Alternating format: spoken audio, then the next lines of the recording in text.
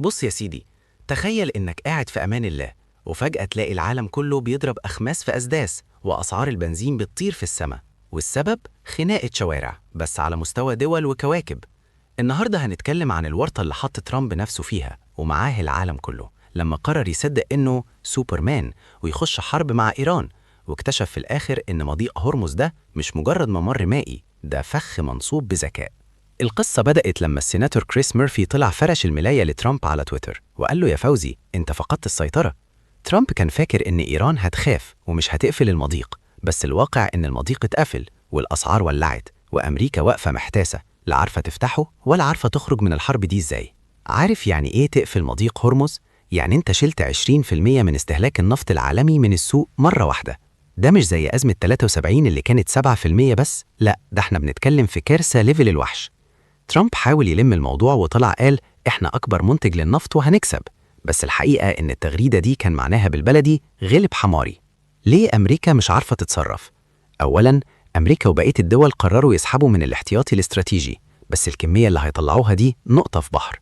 هما بيطلعوا 1.4 مليون برميل يومياً، والمضيق كان بيعدي منه 20 مليون، يعني زي اللي بيحاول يطفي حريقة غابة ببخاخة مية. ثانياً، ودي بقى الزتونة اللي بتبين إنهم مش مذاكرين، مشكلة النوع. النفط اللي بيطلع من الخليج حامض وتقيل، والمصانع في آسيا الصين واليابان متصممة عليه.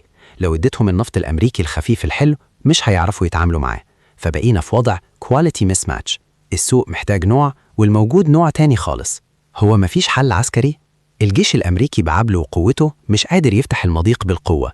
ليه؟ لأن الممر ضيق جدا، وإيران عندها درونز رخيصة وصواريخ قصيرة المدى تقدر تعمل مجزر في أي سفينة تفكر تعدي. الخبير كلينتون هين قالها صريحة: الموضوع شبه مستحيل عسكريا، والحل الوحيد هو الدبلوماسية. المضحك والمبكي في نفس الوقت إن التقارير بتقول إن إدارة ترامب اتفاجئت إن إيران قفلت المضيق. تخيل، إيران بقالها 40 سنة بتقول لو لمستوني هقفل المضيق، وترامب كان فاكر إن هم هيستسلموا قبل ما يلحقوا يمدوا إيديهم على المحبس. دلوقتي ترامب بدأ يطلب المساعدة من فرنسا وبريطانيا والصين عشان يبعتوا سفنهم، في حين إن إسرائيل نفسها بدأت تشتكي من نقص صواريخ الاعتراض. يعني المركب بتغرق بالكل، والكل كان فاكر إنها ساعة زمن والكل هيروح بيتهم. بص يا سيدي، وعشان الدحيح برو دايما إيده في المطبخ، ما كانش ينفع نسيبك من غير التحبيشة الأخيرة اللي لسه طالعة من الفرن حالا. ركز معايا في الكلمتين دول عشان هم دول اللي فيهم الزيتونة المرة. عارف إيه اللي بيحصل دلوقتي وأنا بكلمك؟ التقارير المسردة بتقول إن في خناقة في الكواليس بين ترامب وبين شركات الشحن العالمية. ترامب طلع قال لهم: يا جماعة عدوا السفن وأنا هحميكم. شركات الشحن ردت عليه بكلمة واحدة: بكام؟ شركات التأمين رفعت أسعار تأمين السفن اللي بتعدي من المنطقة دي لدرجة خرافية، لدرجة إن تكلفة تأمين السفينة الواحدة بقت أغلى من حمولة السفينة نفسها. يعني السفينة تخرج من هنا صاحبها يلبس في الحيط من هنا. ومش بس كده، ده في خبر قنبلة لسه واصل. الصين اللي هي الزبون رقم 1 لنفط المنطقة بدأت تفقد أعصابها. التقارير بتقول إن بكين بدأت تضغط على واشنطن من تحت لتحت، وبتقول لترامب: لو البنزين والكهرباء عندنا تأثروا، إحنا مش هنكتفي بالفرجة ومصالحك الاقتصادية عندنا هتتهز. وده معناه إن ترامب دلوقتي بقى بين نارين، نار إيران اللي قافلة المحبس، ونار التنين الصيني اللي بيحذروا من اللعب في عداد الاقتصاد العالمي. يعني من الآخر الموضوع ما بقاش مجرد خناقة عساكر، دي بقت لعبة كراسي موسيقية اقتصادية، واللي هيقع الأول هو اللي هيدفع الفاتورة. والظاهر كده إن الفاتورة المرة دي مكتوبة بالدولار واليوان مع بعض. أوف يا صديقي، لو بصينا في الكريستالة بتاعت التحليل السياسي والاقتصادي للأسبوع ده، وبناء على المعطيات اللي قدامنا، إحنا داخلين على أسبوع عنق الزجاجة. خد عندك التوقعات دي وركز في التفاصيل. أولاً، ليلة الظلام في أسواق الطاقة.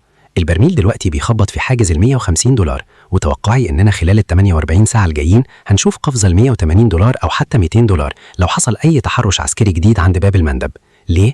لأن السوق دلوقتي ما بقاش خايف من نقص الإمدادات، بقى مرعوب من انقطاعها تماماً. ثانياً، حركة جس نبض في المضيق. توقعي إن أمريكا هتحاول تبعت ناقلة نفط واحدة محمية بأسطول مدمرات كنوع من أنواع اختبار القوة. إيران مش هتضرب السفينة مباشرة بصاروخ، لكنها هتبعت أسراب من الزوارق الانتحارية والدرونز الرخيصة. الهدف مش الغرق، الهدف هو إثبات إن المرافقة العسكرية دي بلح ومكلفة جدا وغير آمنة. ثالثاً، ضغط الشارع الأمريكي. ترامب داخل على أسبوع أسود داخلياً. الجالون في كاليفورنيا ونيويورك هيوصل لأرقام تاريخية، وده هيخلي الجمهوريين قبل الديمقراطيين يضغطوا عليه. فتوقعي إننا هنسمع نبرة دبلوماسية فجأة من البيت الأبيض، كلام من نوعية: إحنا دايماً بنفتح باب الحوار، وده معناه إن النفخة الكذابة بدأت تروح. رابعاً، المقايضة الصينية.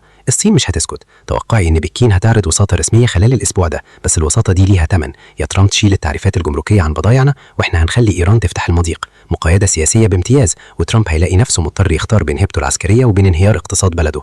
خامسا، تحرك الحوثيين. لو الضغط زاد على إيران، الحوثيين هينفذوا تهديد ملفي وهيبدأوا ينغزوا السفن في البحر الأحمر، وده معناه إن طريق ينبع قناة السويس اللي السعودية بتعتمد عليه زي ما شرحنا في الفيديو هيبقى تحت التهديد. وقتها العالم فعلا هيقف على رجل واحدة. الخلاصة، احنا في اسبوع مين نفسه اطول. لو ترامب ما لقاش حل دبلوماسي خلال 7 ايام، كرة التلج هتكبر لدرجة انها ممكن تفرقع في وش الكل.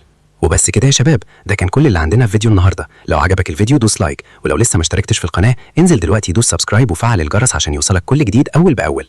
قول لي رايك تحت في الكومنتات، تفتكر ترامب هيغير رايه ويوقف الحرب لو اسرائيل طلبت منه كده؟ ولو عندك اي سؤال سيبهولي وهرد عليك فورا. اشوفكم الفيديو الجاي.